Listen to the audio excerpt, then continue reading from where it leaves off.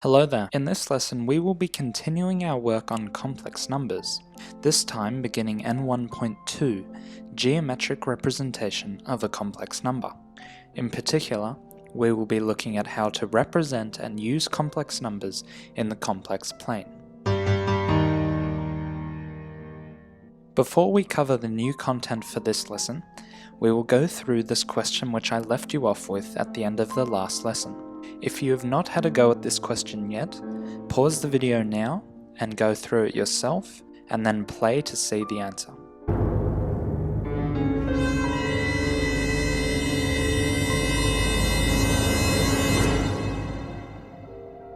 Did you get what I got? If so, we will move on to the content for the lesson. If not, pause now and look at my solution. The complex plane, also known as the Argand diagram, will be the focus of this lesson. It has many applications because it allows us to graphically represent complex numbers, and in doing so, anything with two perpendicular components. This is because, as you will see, just like the x and y axes on the Cartesian plane, the imaginary and real components on the complex plane are at right angles to each other. Some real-life applications include in circular motion, where the centripetal or inwards force is perpendicular to motion. Examples of this are in the LHC or in a banked track velodrome. Another example is when a force is split into vertical and horizontal components. This is analysed in Mathematics Extension 1 and 2, Physics and Engineering Studies in the HSC. And it is very useful in engineering-related fields in the real world, where we need to analyze these forces. A third application is in electromagnetic radiation, or light waves. In this case, electric and magnetic waves oscillate along perpendicular planes. These waves allow us to listen to radio, talk on the phone, and are used in medical procedures amongst other things. Electromagnetic radiation is also looked at in the physics course. In this lesson, we will begin our geometric understanding of complex numbers as an extension of our algebraic understanding. In particular, we learn how to graph the complex number z equals a plus ib on what is known as the Argand plane. Represent and use complex numbers in the complex plane is a 4 out of 10 for difficulty. The first subpoint for this lesson is to use the fact that there exists a one-to-one correspondence between the complex number z equals a plus ib and the ordered pair ab. In order to do this, we will establish the complex plane, also known as the Argand diagram. We will begin by looking at a number line. You would have studied this in younger years. Remember, we have 0, and then we will have 1 and so many more numbers, all the way to infinity. This number line of positive numbers. But then we introduce the left-hand side. We still had 0, 1, and so on to infinity. But then we also had -1, and the other negative numbers all the way to negative infinity. What we have done now is create a number line where we are able to move along one dimension to gauge the magnitude of numbers. Let's just write in a real number, a. And then we would also have a negative a. We notice that a can be transformed to negative a by a multiplication by -1. This produces a 180-degree geometric rotation. So in other words, if you have a positive number, its negative variant is a 180-degree rotation along the number line, and this is completed by multiplying by -1. Another way to think about this would be to first consider multiplying a number by 1. So we do a times 1 equals a. Of course, when we do this there is no change, and we can say that there has been a 0-degree rotation. But we can also say that there has been a 360-degree rotation, because either way there has been no movement. But extending on this, what if we want to just move 180 degrees? In order to do this, we will need to multiply a by a number which when multiplied by itself gives 1. In other words, we are looking for the square root of 1. One of these solutions is -1. Therefore, a multiplication by -1 will yield half of a 360-degree rotation, also known as a 180-degree rotation. This is the logic we will use to form the complex plane. Just like we formed a number line with the real numbers, we can do the same thing with the imaginary numbers.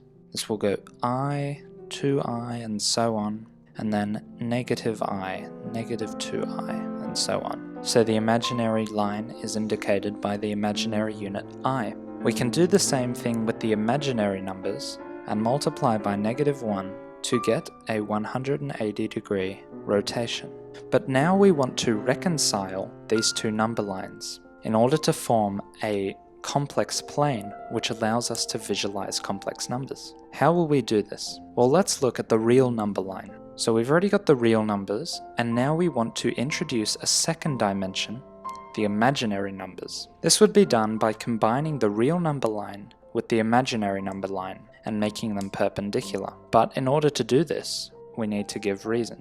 So let's start off by looking at the real number line. We've got this one-dimensional line, but now we want to introduce a second dimension. This would be done by combining the real number line with another number line which is perpendicular to it. That is, they intersect along a 90-degree rotation. To do this, we will need to multiply by a number which results in a 90-degree rotation. Just like we use the square root of 1, that is -1, to get a 180-degree rotation, we will use the square root of -1 to get a 90-degree rotation. Of course, by definition, this square root of -1 is I. By using this logic, we can say that the real and imaginary number lines are perpendicular and come together to form the complex plane.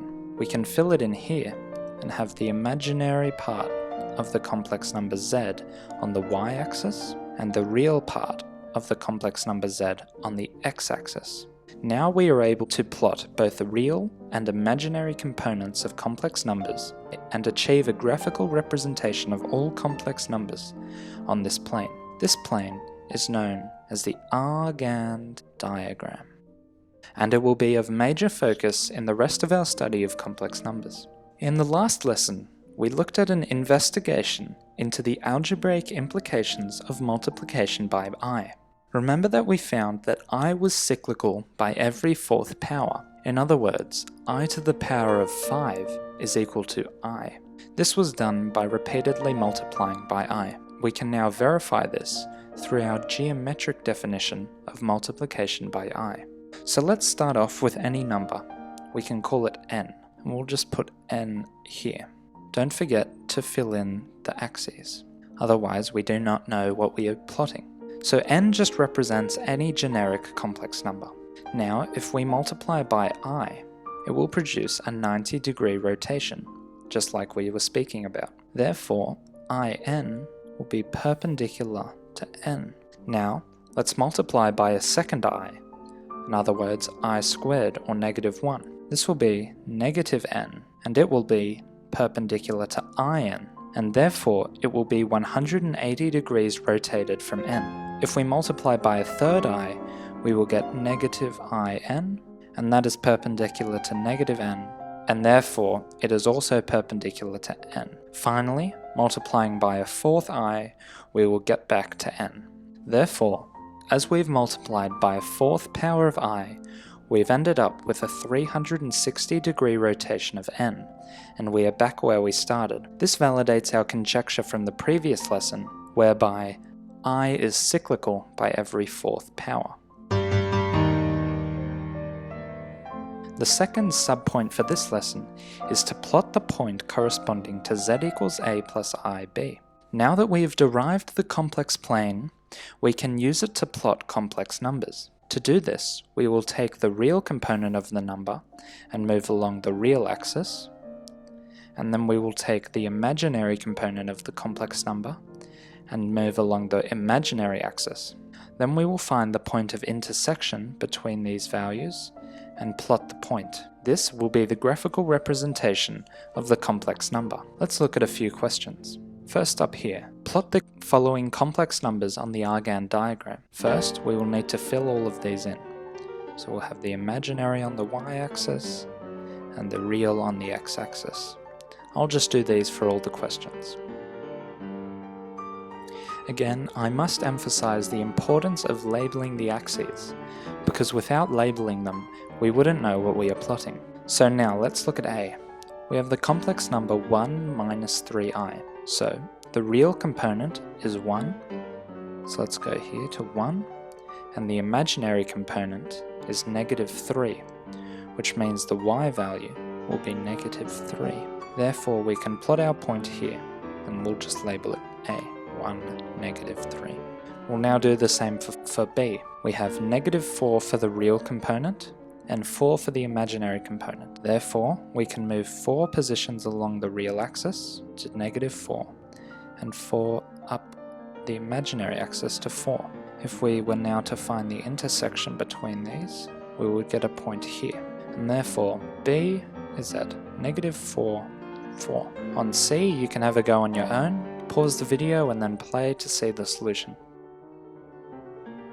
Now that we have looked at graphing the complex numbers, we'll move on to something a bit more difficult. That is, translations of the complex numbers in a graphical sense. So here we've got two complex numbers. We've got Q, which would be 4 plus 2i, and we've got R, which is negative 2 plus 2i. Now we've got a series of transformations which we have to complete.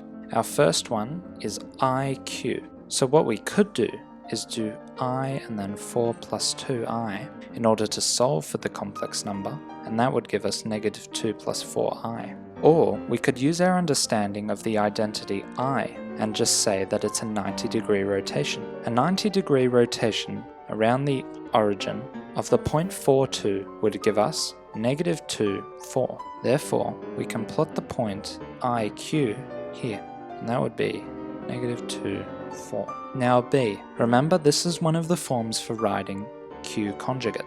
Remember, we defined the conjugate of A plus IB to be A minus IB. In other words, the real component stays the same, but the imaginary component is negative. Looking at the effect of this graphically, it would be a reflection through the x-axis. So the conjugate of Q would therefore be 4, negative 2. Now let's look at C. We have negative IR. We can again do the multiplication, and that would give us 2 plus 2i. Alternatively, we could use our understanding that this would be a 270-degree anti-clockwise rotation, also known as a 90-degree clockwise rotation, and this would give us the point 2, 2. Now I will just fill in here, just so we know that these two complex numbers are perpendicular. In D, we are looking at an addition of complex numbers. This is very similar to the addition of ordinates, which you would have done in Year 11. We have Q, which is 4 plus 2i, and we're looking to add R, which is negative 2 plus 2i. This will give us the result of 2 plus 4i, which would be here, is 2, 4. The final question is E, and that will be R minus Q, which is negative 2 plus 2i minus 4 plus 2i. And that would be minus 6 plus 0i. In other words, our solution will be a purely real number, minus 6. To review this lesson, we have been able to establish the Argand diagram, or the complex plane, and that has allowed us to graphically represent complex numbers. We also looked at the graphical representation of multiplication by I, which allowed us to validate our conjecture from the previous lesson. In the next lesson, we will look further into another form of complex numbers, and further work with our geometric representation of the complex number. Thank you for watching, and we'll see you soon.